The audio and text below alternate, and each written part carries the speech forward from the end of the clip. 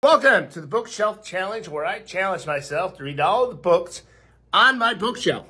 I just got done reading another book. This was Katie's Quest for the Sun. Once again, it's another AI book that I wouldn't say made because I didn't make it, but commissioned. I inputted some things in a questionnaire that helped create this book, like who's the main character? Katy Perry. What does she do? She's an astronaut on a quest to be the first person to walk on the sun. Who's her family? Well, she's got an evil twin named Terry and the ghost of Commodore Matthew Perry. Yeah, so like I said, I put all this, answered all these questions, and they input it into the book. But in one case, it asked what's something she's into, hobbies, whatnot. I put yoga. Didn't think much of it, but for some reason, this book thought that the yoga was the most important thing.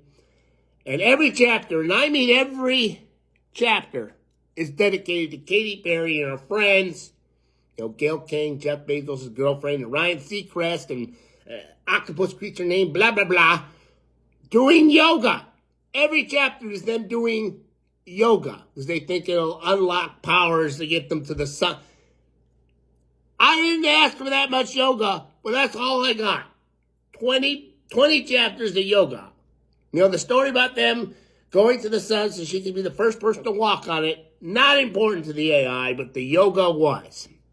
And that's one of the problems with these AI books is that, they don't have stories. They don't understand the concept of stories. And, they'll make stories about the least important things. Like the last book I did with the dog, it was all about snacks. This one's all about yoga.